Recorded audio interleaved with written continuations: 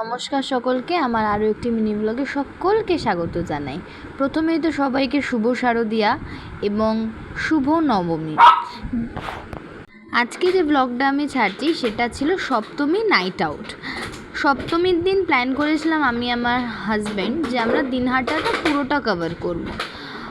কোচবিহারের পুজো তো দারুণ হয়ই, বাট দিনহাটার পুজো আরও দারুণ হয়। মানে প্রচুর বড় বড় প্যান্ডেল হয় ওখানে। আর প্রত্যেকবার পুজো পরিক্রমার সময় দিনহাটাটা কমন আমাদের কাছে, যেতে হবেই। দিনহাটার ঠাকুর একটা রাতে পুরোটা কমপ্লিট করা পসিবল না, কিন্তু আমি আর আমার বর ডিসিশন নিয়েছিলাম যে আজকে যত রাত হোক, দরকার পড়লে ভোর হয়ে যাক, প্যান্ডেল কমপ্লিট করে আসতেই হবে। তাও আমরা একটা প্যান্ডেল দেখতে পারিনি। আর দিনহাটার ব্লগটা এতটাই বড় হয়েছে যে আমার দুটো পার্ট করে না ছেড়ে কোনো উপায় নেই। তবে একটু অ্যাডজাস্ট করে নিতে হবে যে আমি একটু স্পিড করেছি ব্লগগুলোকে, নয়তো আমি পুরোটা কমপ্লিট করতে পারতাম না। তো এই প্যান্ডেলটা না কাশী বিশ্বনাথ ধাম করেছিল, এত সুন্দর, এত দারুণ হয়েছে। আর থিমগুলো দেখছেন, মানে তাকিয়ে থাকার মতো অসাধারণ সব এক একটা। আর মায়ের মুখগুলো তো মানে কি বলবো।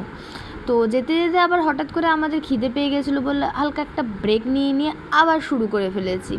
দিনহাটায় প্রায় সেদিন আমরা 10 থেকে 15টা ঠাকুর তো দেখেইছি। আর তার মধ্যে যেটা ফেমাস ছিল সেটা সেকেন্ড পার্টে আপনাদের সবার সাথে দেখা করাবো। আর পুজো মানেই তো লাইটিং, চারিপাশে গান বাজনা, আরও কত কী।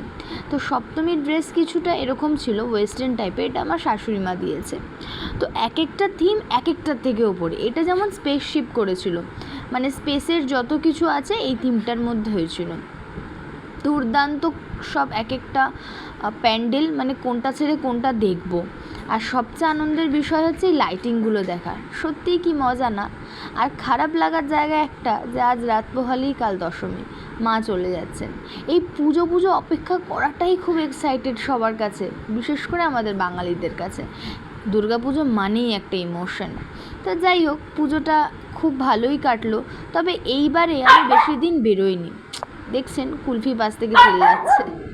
এডিটিংয়ের সময় যত ওর জ্বালা। যাই হোক, আপনাদের পুজো কেমন কাটছে অবশ্যই কিন্তু কমেন্ট করতে ভুলবেন না। আর সবাই নিজেদের পুজোর বেস্ট পিকটা আমার কমেন্ট বক্সে পিন করবেন, আমি সবাইকে রিপ্লাই দেবো। মাটাকে দেখুন এখানে কত সুন্দর। আর অ্যাট লাস্ট আমার বরমশাই। আমরা প্রত্যেক দিনই টুইনিং করে বেরিয়েছিলাম, তো আমাদের লুকস কেমন লাগছে অবশ্যই কিন্তু কমেন্টে জানাবেন। তো আমি আমার ফার্স্ট পার্টটা শেষ করলাম, সেকেন্ড পার্টের জন্য অপেক্ষা।